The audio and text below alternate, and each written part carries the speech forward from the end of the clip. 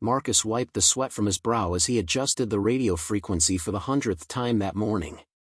The control tower at Henderson Municipal Airport had become their fortress, their lifeline, and their prison all at once. 3 months had passed since the outbreak began, and the undead hordes had consumed nearly everything in their path. But up here, 40 feet above the chaos, Marcus and his team of 7 survivors had found sanctuary among the aviation equipment and emergency supplies. The morning sun filtered through the reinforced windows, casting long shadows across the radio console where Marcus worked tirelessly to maintain contact with other survivor groups. His background as an air traffic controller had made him invaluable to the group, but the weight of responsibility pressed heavily on his shoulders. Every decision could mean life or death for his companions, and the constant stress was beginning to show on everyone. Jennifer, a former nurse from the county hospital, was tending to Tommy's infected leg wound in the corner of the control room. The 12-year-old had scraped himself on rusty metal during their last supply run, and without proper antibiotics, even minor injuries had become potential death sentences. His mother, Patricia, hovered nearby with worry etched across her face, clutching a makeshift weapon fashioned from a broken chair leg and kitchen knife. "We're running low on medical supplies again," Jennifer announced quietly, not wanting to alarm Tommy. "And the water purification tablets won't last another week." She had been keeping meticulous inventory of their resources, and the numbers weren't encouraging. Their group of 8 consumed more supplies than they could safely scavenge from the surrounding area. David, their self-appointed security chief and former mall security guard, peered through binoculars at the airfield below. Dozens of zombies wandered aimlessly between abandoned aircraft, their decomposing forms moving with jerky, unnatural motions. "The fence held through the night," he reported. "But there's a new breach on the eastern perimeter. Looks like something heavy pushed through during the storm." The previous night's thunderstorm had been particularly violent, with winds strong enough to topple several light aircraft and scatter debris across the runway. Marcus had worried the entire time that the noise might attract more undead to their location, and it seemed his fears were justified. The zombies were drawn to sound and movement, and their numbers around the airport had been steadily increasing. Robert, an electrician who had joined their group just 2 weeks earlier, was working on repairing the backup generator that powered their essential systems. His weathered hands moved skillfully among the mechanical components, but his expression remained grim. "This thing's running on borrowed time," he muttered. "We need proper replacement parts, not these jury-rigged solutions." Angela sat near the window with her teenage daughter Michelle, both of them cleaning and maintaining their weapons in contemplative silence. Angela had lost her husband during the first week of the outbreak when their suburban neighborhood was overrun. She had managed to escape with Michelle, and they had been surviving on pure determination and maternal instinct ever since. The harsh realities of their new world had transformed the former accountant into a formidable survivor. "Contact on frequency 77.5, Marcus announced suddenly, his voice cutting through the quiet morning routine. Everyone stopped what they were doing and gathered around the radio console. It had been 4 days since they had heard from any other survivors, and hope was becoming a precious commodity. The static-filled voice crackled through the speakers with urgent desperation. "This is Captain Harrison from Wright-Patterson Air Force Base. We have multiple aircraft inbound to your location. Repeat, military aircraft approaching Henderson Municipal. Please respond if you can hear this transmission." Marcus grabbed the microphone with trembling hands. This was the contact they had been praying for since the beginning of the outbreak. Military rescue meant safety, proper supplies, and most importantly, escape from their increasingly precarious situation. "Wright-Patterson, this is Henderson Municipal Control Tower. We copy your transmission loud and clear. We have 8 survivors in the control tower, including 1 injured child. Henderson Control, we show your location overrun with hostiles. What is your current defensive status? Can you maintain security for extraction operations?" The captain's voice was professional but carried an undertone of concern that made everyone in the room exchange worried glances. David moved back to his observation post and raised the binoculars again. His face went pale as he surveyed the airfield below. "We've got a problem," he said quietly. The storm damage attracted more than we thought. I count at least 200 zombies moving toward the terminal building, and they're spreading out across the entire runway system. The realization hit everyone simultaneously. Their sanctuary was about to become a trap, and military rescue aircraft wouldn't be able to land safely with the airfield compromised. Marcus keyed the microphone again, his voice steady despite the growing panic in the room. "Right, Patterson, be advised the runway is not secure for landing operations. Heavy concentration of hostiles across all approaches. We need alternative extraction methods." The radio fell silent for several long moments before Captain Harrison's voice returned, laden with unfortunate news that would change everything for the survivors trapped in their tower above the chaos. The silence stretched unbearably as Marcus waited for Wright Patterson's response, each second feeling like an eternity while the undead continued their relentless advance across the airfield below. Finally, Captain Harrison's voice crackled through the static again, delivering the news that would reshape their entire survival strategy. "Henderson Control, we cannot risk conventional landing operations with hostile concentration at your location. However, we have an alternative extraction plan that will require your complete cooperation and considerable risk on your part." The captain paused, allowing the gravity of the situation to sink in. "We're prepared to attempt a helicopter extraction from your tower position, but you'll need to clear and secure a landing zone on the terminal roof." David lowered his binoculars and shook his head grimly. "The terminal roof is crawling with those things. During yesterday's storm, dozens of them got trapped up there when part of the stairwell collapsed. There's no way we can clear it safely with our current weapons and manpower." Jennifer finished changing Tommy's bandage and looked up with determination in her eyes. "What if we create a distraction? Draw them away from the terminal building toward another part of the airport?" Her medical training had taught her to think systematically about problems, and she was already formulating a plan in her mind. "The fuel depot," Roberts suggested, pointing toward a cluster of storage tanks on the far side of the airfield. "If we could create some kind of explosion or fire over there, it might draw enough of them away to give us a fighting chance at the terminal." His electrical expertise had given him insights into the airport's infrastructure that others lacked. Angela stood up from her weapon maintenance station, her face set with resolute purpose. "I'll go. Michelle stays here where it's safer, and I can move faster alone. I know how to handle myself out there, and someone needs to take the risk." "Absolutely not," Patricia interjected firmly, surprising everyone with her sudden assertiveness. "We don't split up anymore. That's how people die in this world. If we're doing this, we do it as a team, or we find another way." Marcus studied the faces around him, seeing both fear and determination reflected in their expressions. These people had become more than just fellow survivors, they were family now, bound together by shared trauma and mutual dependence. The decision he made would affect all their lives, and the weight of leadership felt heavier than ever. "Right, Patterson, we need more information about your timeline," Marcus transmitted. "How long do we have to prepare the landing zone, and what kind of support can you provide from the air?" "Henderson Control, our birds are approximately 90 minutes out from your position. We can provide covering fire and noise distraction, but ground operations will be entirely your responsibility. Be advised, weather conditions are deteriorating rapidly, and this may be our only extraction opportunity for the foreseeable future." The approaching storm system was visible on the horizon, dark clouds building into an ominous wall that promised more severe weather. Marcus realized they were facing multiple deadlines simultaneously: the helicopter arrival, the worsening weather, and their dwindling supplies that wouldn't sustain them much longer in the tower. Michelle, who had been quietly listening to the adult conversations, suddenly spoke up with the clarity that sometimes comes from youth. "What about the fire suppression system in the terminal? Dad always said airports have really powerful sprinkler systems because of all the fuel. Could we use that somehow?" Robert's eyes lit up with understanding. "The kid's onto something. If we could trigger the sprinkler system and then introduce an electrical short, we might be able to create enough chaos and confusion to scatter the zombies.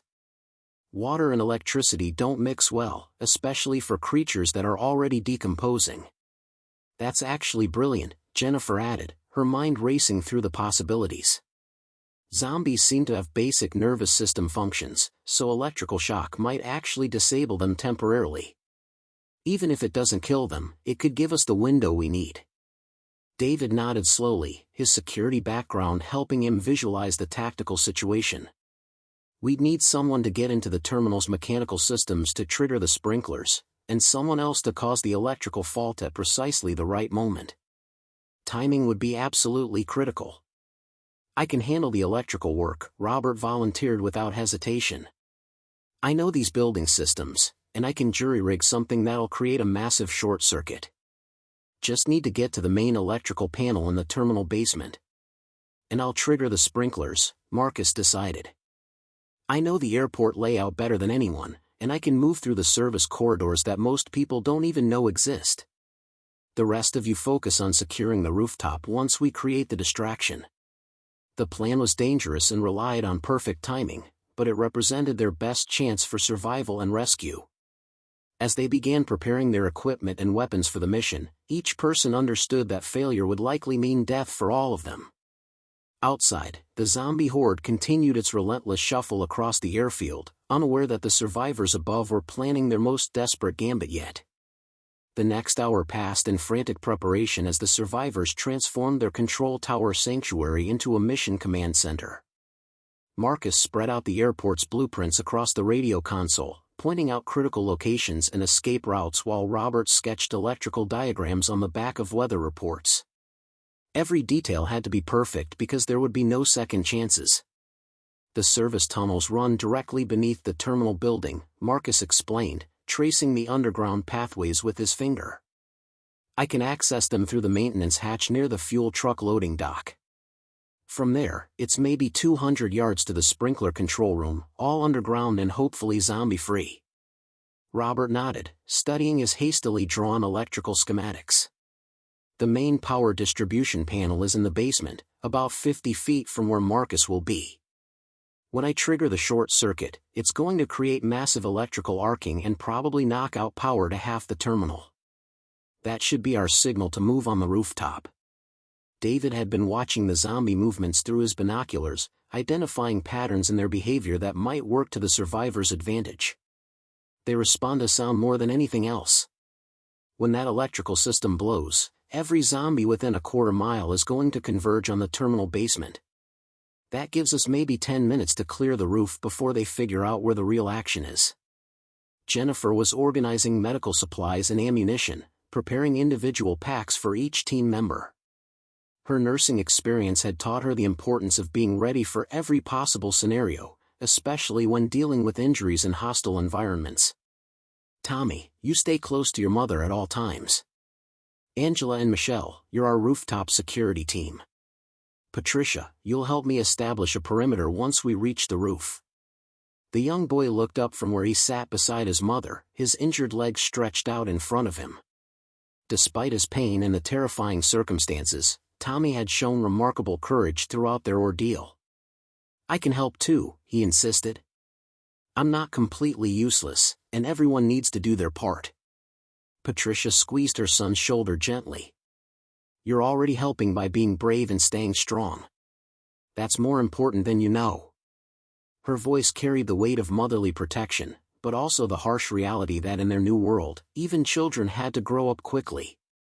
Marcus keyed the radio microphone to update Wright Patterson on their progress. Captain Harrison, we're implementing a ground-based distraction plan to clear the terminal rooftop. ETA for landing zone preparation is approximately 45 minutes from now. Please confirm your aircraft status and approach timeline. Henderson Control, we're tracking severe weather moving into your area. Our window for extraction is narrowing rapidly. You have exactly 60 minutes before conditions become unsafe for helicopter operations. After that, we cannot attempt rescue until the storm system passes, which could be several days. The pressure of the timeline hit everyone simultaneously. They had been planning for a careful, methodical operation, but now speed was becoming just as important as precision.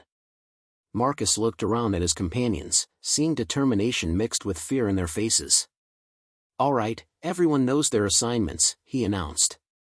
Robert and I head out in 5 minutes.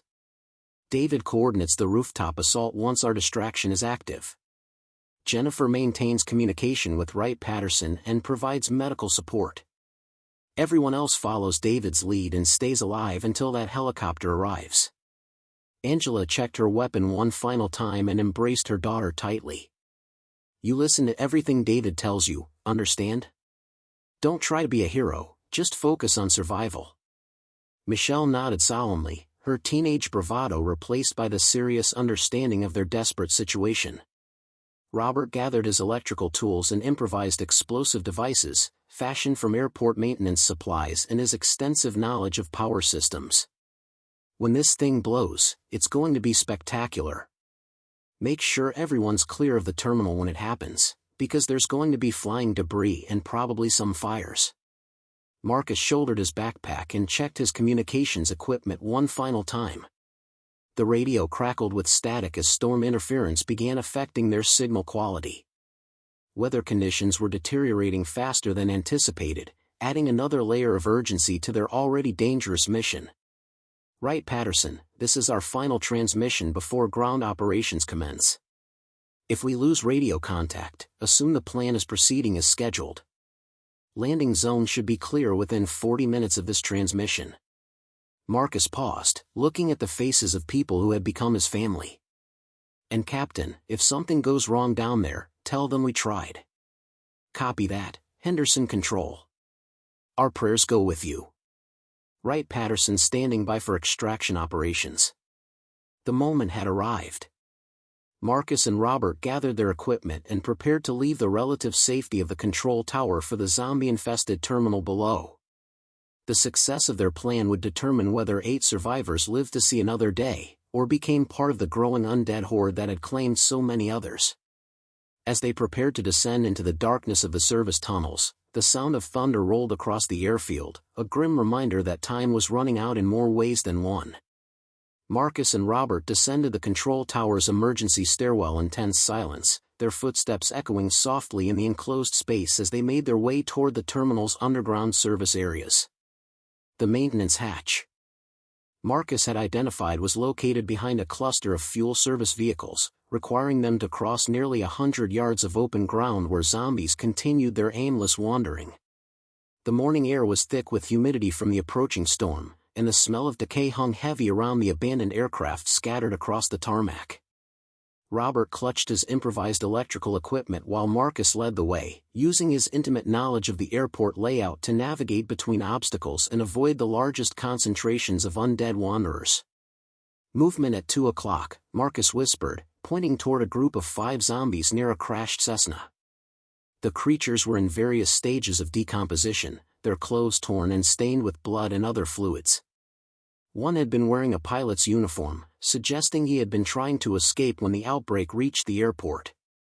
They waited in the shadow of a fuel truck until the group shuffled away, then sprinted across the open space to the maintenance hatch. Marcus produced a keyring he had taken from the airport manager's office weeks earlier, quickly finding the correct key and yanking open the heavy metal cover. The service tunnel below was dark and narrow, but mercifully free of zombies. 60 feet to the first junction, then we split up, Marcus reminded Robert as they climbed down into the underground passageway. Emergency lighting still functioned sporadically, casting eerie shadows on the concrete walls lined with pipes and electrical conduits. The air was stale but clean, a welcome relief from the death-scented atmosphere above ground. Their footsteps echoed differently in the confined space, and both men found themselves moving more carefully to minimize noise. The tunnel system had been designed for maintenance access and emergency evacuation, with multiple routes connecting different areas of the airport complex. Marcus had studied these blueprints extensively during their early days in the control tower, recognizing their potential value for exactly this type of situation. "There's the electrical junction," Robert whispered, pointing to a side passage that led toward the terminal's power distribution center. His face was pale but determined, understanding that the success of their entire rescue operation depended on his ability to create the precisely timed electrical failure they needed. Marcus checked his watch and radio equipment one final time. 42 minutes until helicopter arrival. I need 15 minutes to reach the sprinkler controls and get everything ready. Give me 20 minutes total, then trigger your short circuit. That should provide perfect timing for the rooftop assault. They clasped hands briefly, a gesture that carried the weight of potential farewell between men who had survived hell together. Robert disappeared into the electrical passage while Marcus continued toward the terminal's fire suppression systems, both of them acutely aware that they might never see each other again. The service tunnel gradually sloped upward as it approached the terminal building, and Marcus could hear the occasional thump and scraping sound of zombies moving around in the floors above. His heart rate increased as he realized just how many undead creatures had taken shelter in the terminal during recent storms, drawn by the building's protection from the elements. The sprinkler control room was exactly where the blueprints indicated, behind a locked metal door marked with fire department access codes. Marcus's key ring included master keys for most airport facilities, and he quickly gained entry to the compact room filled with pipes, gauges, and control panels for the building's fire suppression system. The terminal's sprinkler system was indeed impressive, designed to flood multiple floors simultaneously in case of aircraft fuel fires or other aviation emergencies. Marcus studied the control panels carefully, identifying the master activation switches that would trigger every sprinkler head in the building. The system was pressurized and ready, requiring only the flip of several switches to unleash thousands of gallons of water throughout the terminal. Above him, the thumping and shuffling sounds intensified, as if the zombies sensed human activity nearby. Marcus checked his watch again and realized he was ahead of schedule, giving him a few precious minutes to ensure everything was perfect. The timing had to be exact because once Robert triggered the electrical short circuit, they would have only minutes before the combined chaos attracted every zombie in the area. His radio crackled with static as he attempted to contact the control tower team. "David, this is Marcus. I'm in position at the sprinkler controls. Robert should be ready at the electrical panel. How's the rooftop situation looking from your vantage point?" "Marcus, we count approximately 30 zombies on the terminal roof, concentrated around the collapsed stairwell area. Once your distraction draws them away, we'll need maybe 8 minutes to clear any stragglers and establish the landing zone. Weather's getting worse fast, though. Captain Harrison reports they're fighting headwinds and may be delayed." The news about potential delays sent a chill through Marcus's chest. Their plan had very little margin for error, and any deviation from the timeline could prove catastrophic. He keyed his radio again, keeping his voice as calm as possible despite the growing urgency of their situation. "Copy that. Tell Wright-Patterson we're committed to the plan regardless of weather delays. This is our only shot, and we're taking it." Marcus positioned his hand over the master sprinkler activation switches, watching the seconds tick away on his watch as Robert prepared to create the electrical chaos that would signal the beginning of their desperate gambit. The terminal building above him groaned and creaked as more zombies moved through its corridors, unaware that their temporary shelter was about to become an electrically charged water trap. Robert crouched in the cramped electrical junction, surrounded by thick cables and switching equipment that hummed with barely contained power. His improvised explosive device was primitive but effective, consisting of airport maintenance chemicals wrapped around exposed electrical connections that would create massive arcing when triggered. He had positioned the device to maximize damage to the terminal's main power distribution system while creating the loudest possible disruption. The digital display on his watch showed 18 minutes had elapsed since separating from Marcus, meaning he had exactly 2 minutes before executing their carefully coordinated plan. His hands trembled slightly as he made final adjustments to the timing mechanism, a simple device cobbled together from electronic components salvaged from the control tower's equipment room. Above ground, David watched through binoculars as storm clouds continued building on the horizon, their dark mass promising severe weather that would complicate helicopter rescue operations. The wind was already picking up, causing debris to skitter across the airfield and making the zombies below move more erratically as they responded to the additional noise and movement. "Jennifer, what's our latest contact with Wright-Patterson?" David asked without lowering his binoculars. The approaching weather was making him increasingly nervous about their narrow extraction window, and he wanted constant updates on the helicopter's progress. Jennifer adjusted the radio frequency and spoke into the microphone with professional calm despite the stress they were all feeling.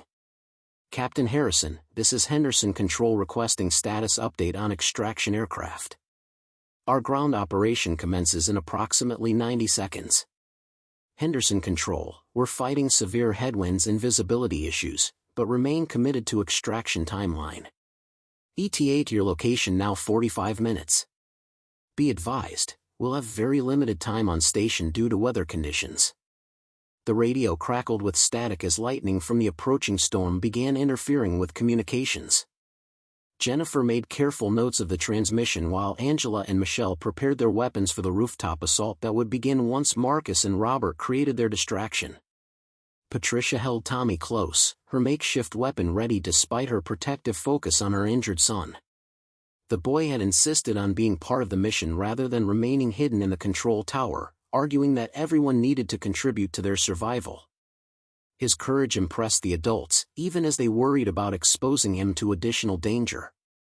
30 seconds, David announced, lowering his binoculars and checking his own weapons. The rooftop assault would be the most dangerous part of their plan, requiring them to leave the relative safety of the control tower and engage zombies in close combat while establishing a helicopter landing zone. In the electrical junction below, Robert's timer reached 0, and he triggered the explosive device that would change everything.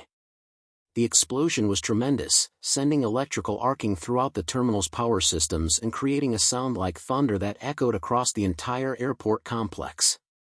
Lights flickered and died throughout the terminal building as the power distribution system overloaded catastrophically.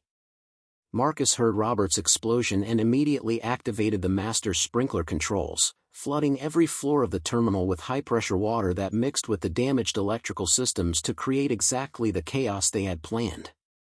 The combination of water and electricity created sparking, smoking conditions throughout the building that sent zombies into confused panic. The effect was immediate and dramatic. Zombies throughout the terminal began moving erratically, some stumbling and falling as electrical shocks disrupted their nervous systems, others fleeing toward exits as smoke and steam filled the corridors. The creatures on the rooftop began abandoning their positions, drawn by the noise and commotion from the floors below. "It's working!" David shouted over the sound of the chaos erupting from the terminal. "Rooftops clearing fast. Everyone move now, while we have the advantage." He led the charge from the control tower, with Angela and Michelle close behind, followed by Jennifer helping Patricia support Tommy as they descended toward the terminal roof. The scene that greeted them was surreal and terrifying. Steam rose from the terminal building as water poured from broken windows, carrying with it the sounds of electrical arcing and zombie confusion. The creatures that remained on the rooftop were disoriented and easy to avoid or dispatch as the survivors established their perimeter around the designated landing zone. Jennifer immediately began clearing debris from the landing area while David and Angela positioned themselves to provide security coverage. Michelle helped Patricia get Tommy to a safe position where his injured leg wouldn't be a liability during the helicopter extraction, while everyone kept constant watch for zombies that might return to the rooftop. "Marcus, Robert, report your status," David transmitted over the radio while scanning the surrounding area for threats. The plan was working better than they had dared hope, but they still needed to confirm that both men had survived their underground mission and could reach the rooftop extraction point. The radio remained silent for several tense moments before Marcus's voice crackled through the static, strained but alive. "David, this is Marcus. Mission accomplished on the sprinkler system, but I'm trapped in the service tunnels by electrical fires. Water and power don't mix well down here. I need an alternate route to reach you. Robert, do you copy? What's your status?" David transmitted, growing increasingly concerned about the electrical expert who had risked everything to create their distraction. The underground explosion had been massive, and there was no guarantee that Robert had survived the blast he had triggered. Thunder rolled across the airfield as the storm moved closer, and the first drops of rain began falling on the survivors gathered on the terminal rooftop, adding urgency to their desperate wait for rescue that might not arrive in time. Robert's voice finally crackled through the radio static, weak but unmistakably alive, bringing relief to the team gathered on the terminal rooftop. "David, this is Robert. I'm mobile but cut off from my planned exit route." The electrical explosion brought down part of the tunnel system, and there's flooding from broken water mains mixing with live electrical lines. I'm trying to find an alternate way out. The situation below ground had become far more dangerous than anticipated.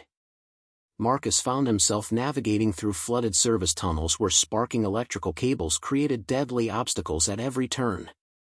The water level was rising steadily, and the combination of electricity and flooding made every step potentially fatal. He pressed forward desperately, knowing that the helicopter extraction wouldn't wait for stragglers. "Both of you, listen carefully," David transmitted while maintaining security watch on the rooftop. The service elevator shaft on the east side of the terminal has an emergency ladder system that connects to the tunnel network. It should be your safest route to reach us, but you need to move fast. Weather conditions are deteriorating rapidly.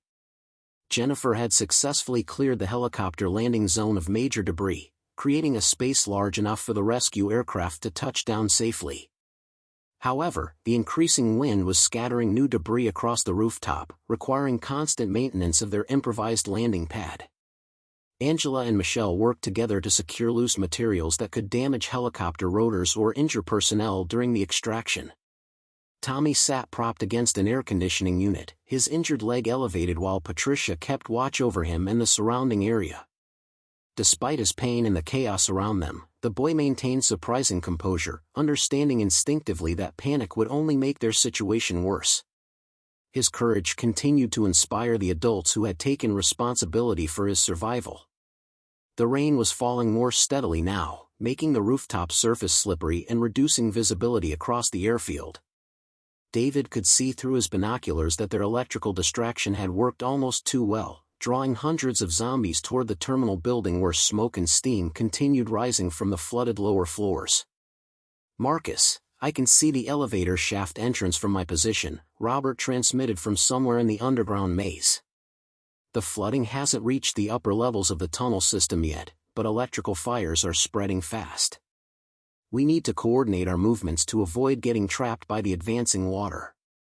The two men began a careful process of navigating toward each other through the damaged underground infrastructure, guided by their knowledge of the airport's layout and constant radio communication with the rooftop team.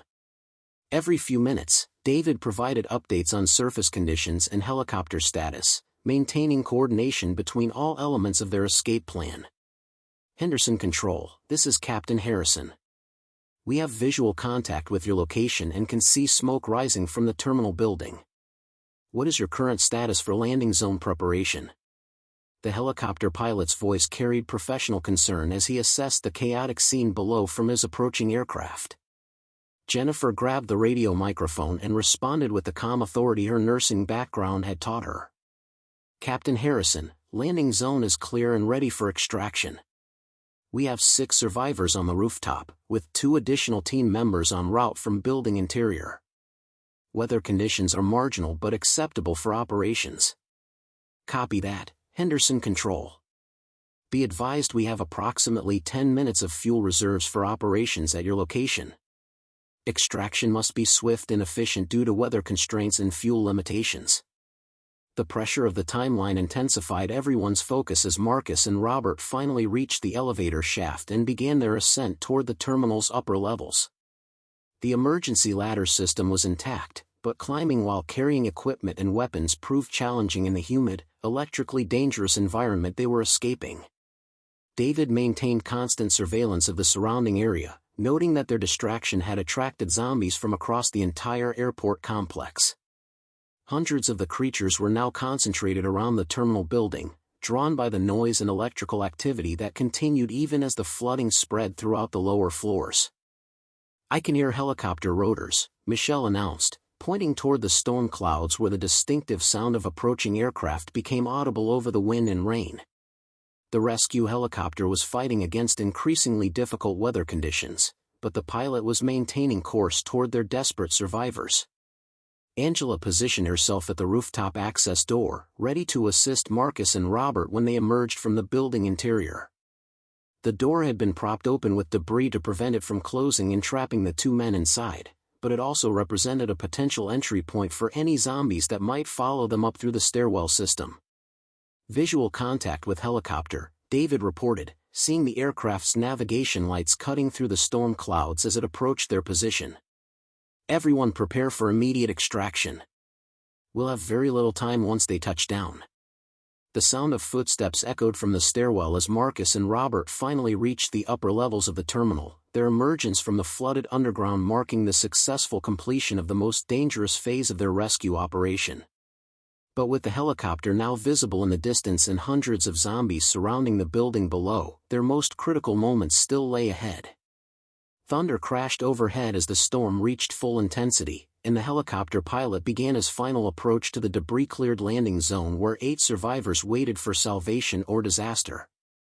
The helicopter appeared through the storm clouds like a mechanical angel, its rotors churning against the fierce winds as Captain Harrison fought to maintain control in the deteriorating weather conditions.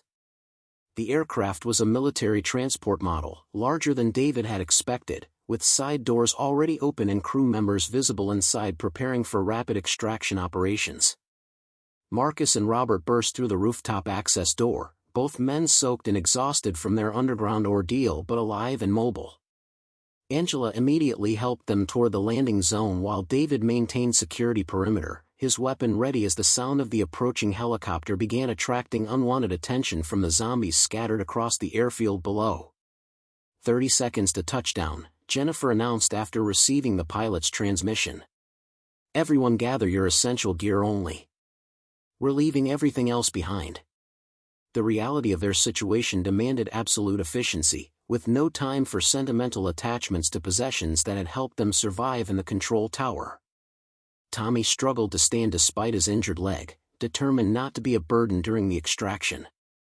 Patricia supported her son while gathering the medical supplies Jennifer had prepared for travel, understanding that once they left the airport, there would be no opportunity to return for forgotten items. The helicopter's downdraft created a windstorm on the rooftop as Captain Harrison brought the aircraft into a hover over their improvised landing zone. Debris swirled through the air, and the noise was tremendous, but the sight of military personnel extending their hands to help survivors aboard was the most beautiful thing any of them had seen in months. Move, move, move. David shouted over the rotor noise, gesturing for everyone to approach the helicopter in the predetermined order they had discussed. Tommy and Patricia went first, with crew members carefully lifting the injured boy into the aircraft while his mother climbed aboard behind him. Jennifer and Michelle followed immediately, both women moving with practiced efficiency despite the chaotic conditions. The helicopter crew worked with professional precision, helping each survivor aboard while maintaining constant communication with their pilot about fuel status and weather conditions. Angela paused at the helicopter door, looking back to ensure that all her companions were safely aboard before accepting assistance from the crew members. Her protective instincts had kept Michelle safe throughout their ordeal, and she wasn't abandoning that responsibility even during rescue operations. Marcus and Robert approached the aircraft together, both men exhausted from their underground mission but grateful to have survived the electrical chaos they had created. The terminal building below them continued smoking and steaming, with water still pouring from broken windows where their flood and shock strategy had worked exactly as planned. "David, you're last aboard," Marcus shouted, understanding that their security chief would insist on maintaining perimeter watch until everyone else was safely in the helicopter. The self-appointed leader had taken responsibility for their survival throughout the crisis, and he wouldn't abandon that duty even during evacuation. The helicopter shuddered as wind gusts buffeted the aircraft, forcing Captain Harrison to make constant adjustments to maintain position over the landing zone. Fuel consumption during hover operations was tremendous, and the pilot was acutely aware that they had very little margin for error or delay. "Fuel status critical," the pilot transmitted to his crew. "We need immediate departure once all personnel are aboard. Weather window is closing fast, and we won't get another opportunity if we miss this one." David took one final look around the terminal rooftop, ensuring that no equipment or supplies remained that might be valuable to other survivors who could potentially use the airport in the future. The control tower that had been their home for 3 months stood silhouetted against the storm clouds, a fortress that had protected them through the worst period of the outbreak. As he climbed aboard the helicopter, David felt a mixture of relief and sadness at leaving the place where they had learned to survive as a family. The airport had been both prison and sanctuary, but it had also been the proving ground where 8 strangers had become a unified team capable of incredible coordination and sacrifice. All personnel aboard and secure, the crew chief reported to Captain Harrison. Ready for immediate departure. The helicopter lifted away from the terminal rooftop with 8 survivors who had beaten impossible odds through intelligence, courage, and teamwork. Below them, the airport grew smaller as they climbed into the storm clouds, leaving behind the zombie-infested facility that had been their world for so long. Wright-Patterson Air Force Base, this is Rescue Flight 77 Alpha, Captain Harrison transmitted as they gained altitude. Package secure, 8 survivors extracted successfully. En route to base with ETA 45 minutes. As the helicopter disappeared into the storm clouds, carrying its precious cargo of survivors towards safety and hope, the abandoned control tower stood as silent testimony to human resilience and the power of ordinary people to accomplish extraordinary things when faced with the end of the world. 6 months later, Marcus stood in the observation deck of Wright-Patterson Air Force Base's command center, watching aircraft take off and land on runways that bustled with purposeful military activity. The base had become the primary coordination hub for zombie containment and survivor rescue operations across the Midwest, and the lessons learned from their Henderson Municipal Airport extraction had been incorporated into standard operating procedures for similar missions. The 8 survivors from the control tower had each found their place in the base's expanding community of rescued civilians and military personnel. Jennifer had joined the medical staff, her nursing experience proving invaluable in treating injuries and illnesses among the constant stream of survivors brought in from contaminated zones. Her steady presence in the base hospital had saved dozens of lives and provided comfort to families torn apart by the ongoing